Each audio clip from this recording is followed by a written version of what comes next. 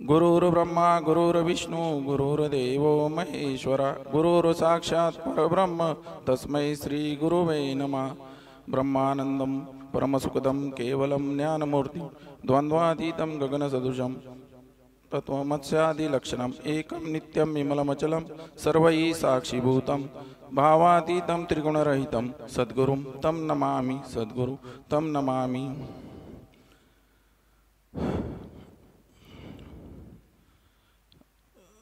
तर विवेक चूडामणी 182 नंबरचा श्लोक आहे भाग क्रमांक 1 मध्ये। तर त्यामध्ये सांगितलेलं आहे,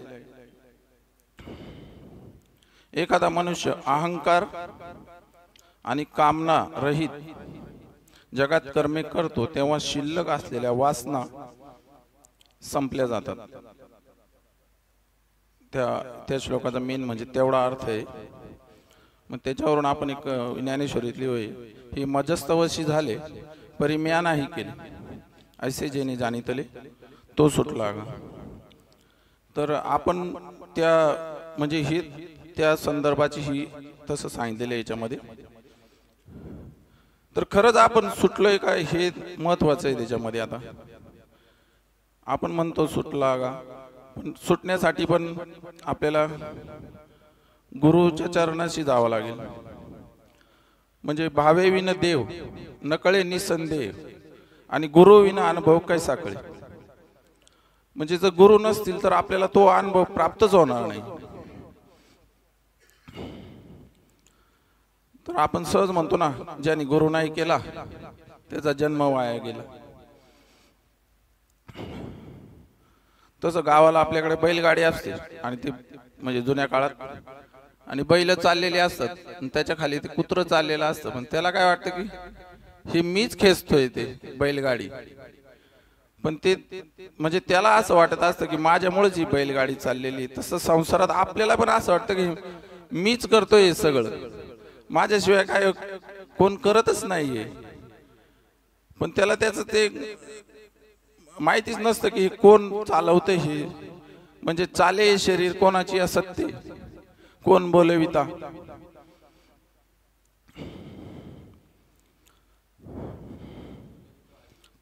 कोण बोलविता हरिविन। तर एक छांदोग्य उपनिषदामधलं उदाहरण आहे, आरुणी उत्तालक आणि श्वेतकेतूचं। तर त्यांची संपूर्ण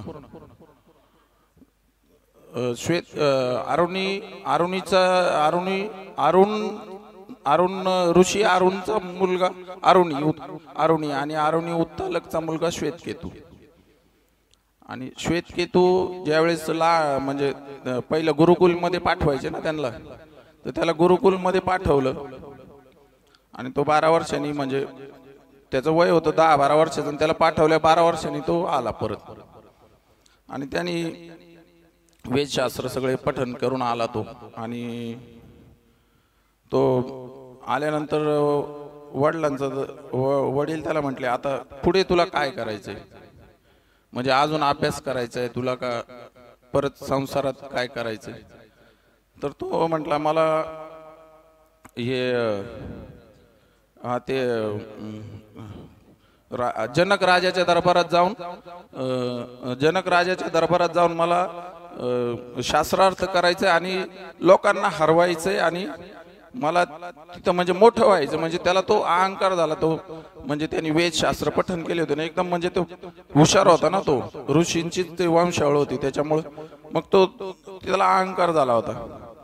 तर तो म्हणजे त्या अहंकारामध्ये एवढा, मग वडिलांना ते लगेच कळालं की याला नक्की शिकवायला पाठवलं होतं मी ब्रह्मज्ञान वगैरे, म्हणजे असं आपल्या वंशावळीच्या हिशोबाने तो चुकीचंच हे केलं, म्हणजे चुकीची शिक्षा घेतली। म्हणजे आपण कसं म्हणतो याच्या वायरी उलट्या लागून आल्या तिथून, सरळ त्याला सांगितलं ते त्याला कळालंच नाही तिथं।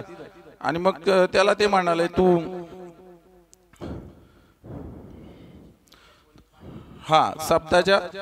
शब्दाच्या चावट्या आपण म्हणतो ना, तसं तो तिथून करून आला। तसं आता इथं आपल्याकडे पण तसंच चाललंय सगळीकडे शब्दाचं किंवा गायनाचार्य म्हणा किंवा काय असे आपले आपल्या इथं पण तेच आपण आळंदीला आपली मुलं पाठवतो ते तेवढंच पाठ करतात. त्यांना फक्त ते पाकिट पाहिजे त्या हिशोबाने ते काम चालू आहे त्यांचं.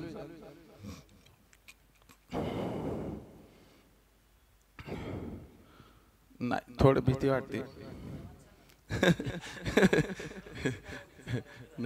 तुमच्या समोर बोलायला भीती वाटते नाही तर असं मी लई बोलतो. तर तुकाराम महाराजांचा अभंग आहे, बोलू का? राग नाही येणार ना कोणाला? राग मानू नका. तर तुकाराम महाराज म्हणतात, लोका सांगे ब्रह्मज्ञान जन लोकाशी कापिता मान, ज्ञान सांगतो जनासी नाही अनुभव आपणासी, कथा करतो देवाची आशा बहु लोभाची, तुका म्हणे तोची वेडा त्याचे हाणून थोबाड फोडा.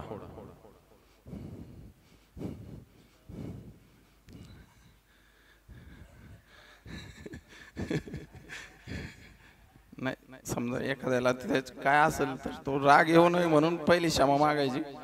तर अशा प्रकारे त्याचं पण तसंच झालं. तो आपण म्हणतो ना शब्द ज्ञाने आणि नाश केला ब्रह्मज्ञाने.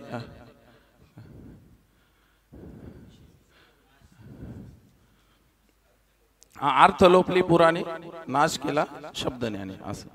तर तो म्हणजे तेवढा तो झालेला. आणि नंतर तो मग वडिलांना कळालं की तू हे चुकीचं तिकडून शिकून आलायस, तुला ब्रह्मज्ञान मी म्हणजे कळून घेण्यासाठी पाठवलं होतं तर तू हे चुकीचं शिकून आलायस. तर त्यांनी विचारलं तुला गुरुनी आदेश केलाय का? तर तो म्हटला आदेश म्हणजे काय? त्याला आदेश काय तेच माहित नव्हतं. तर ज्या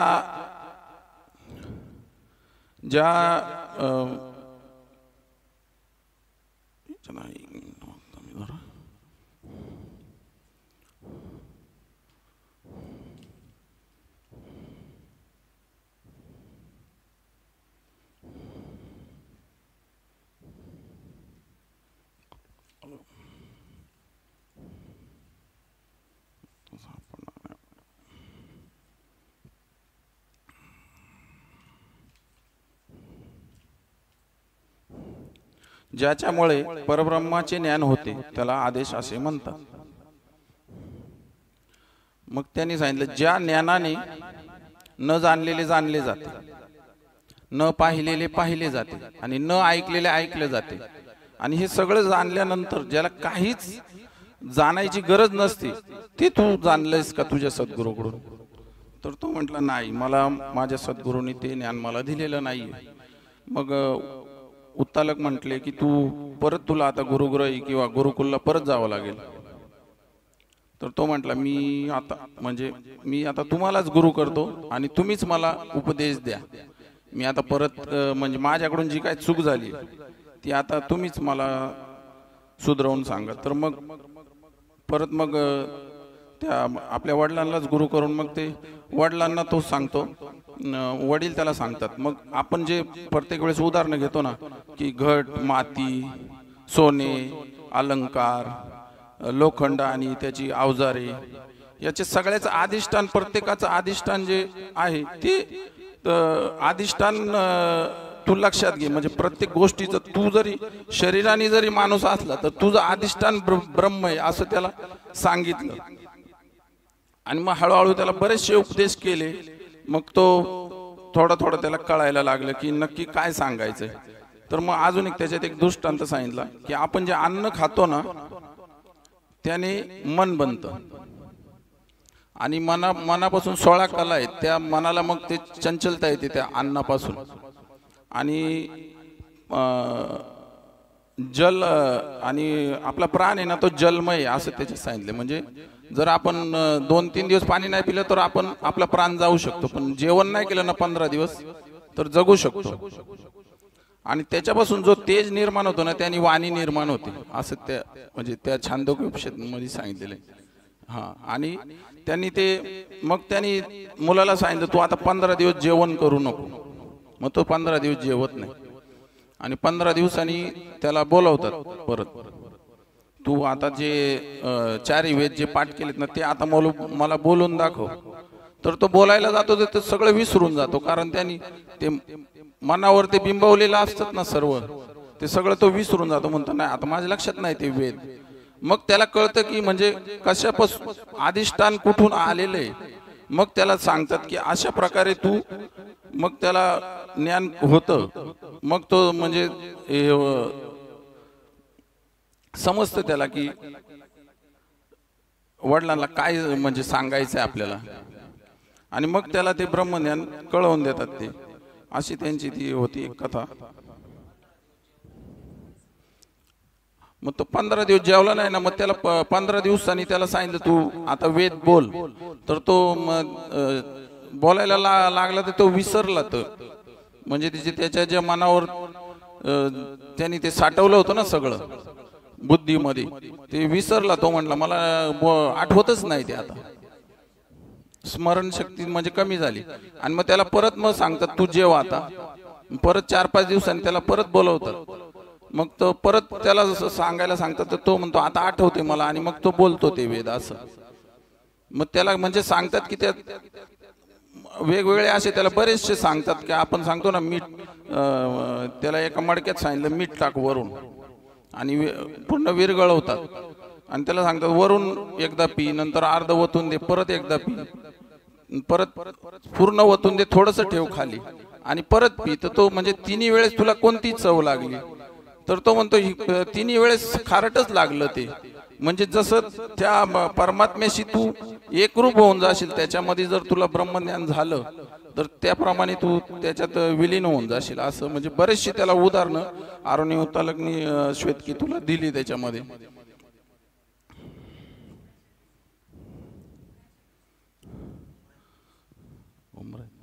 हा हा, त्याला एक उमराचं हे आणायला सांगितलं, फळ आणायला सांगितलं.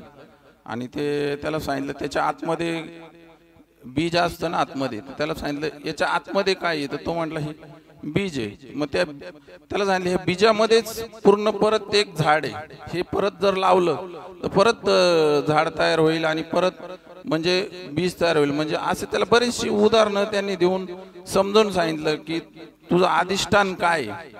म्हणजे तू जो व्याकरण जे शिकून आला होता ना, ते फक्त व्याकरण नाहीये. ते व्याकरण म्हणजे तुला गुरूंनी जे ज्ञान द्यायचं होतं ना, ते तू तिकडून ग्रहण करून नाही आला नव्हता ना तो. त्याच्यामुळे त्याला मग ते सगळं समजावून सांगितलं त्याला.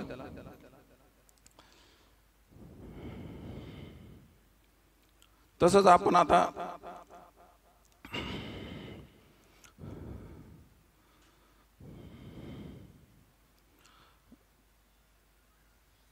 मध्ये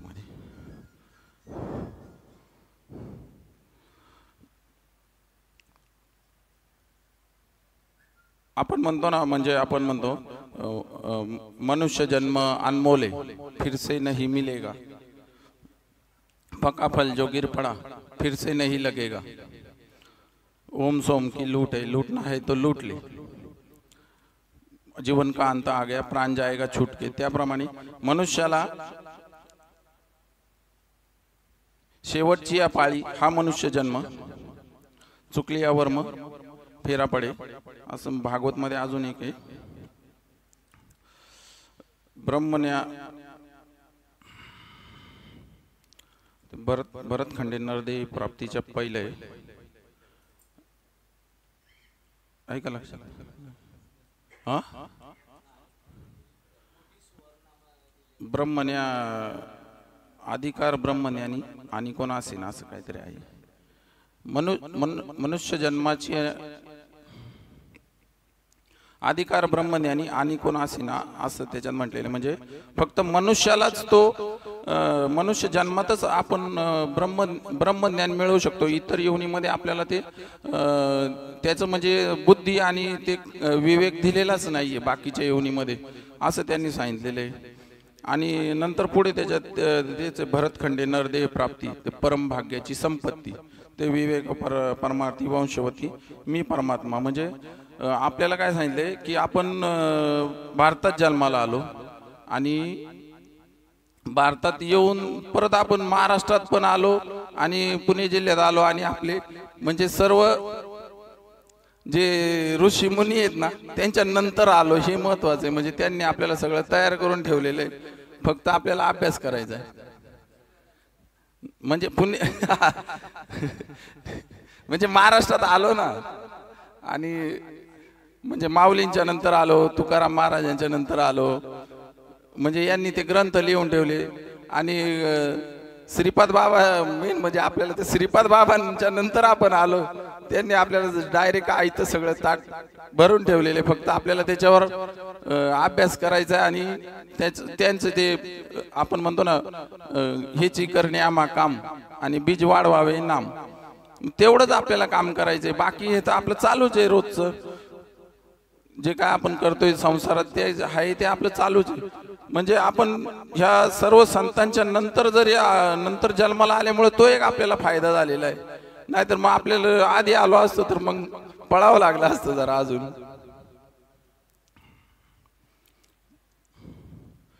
अजून काय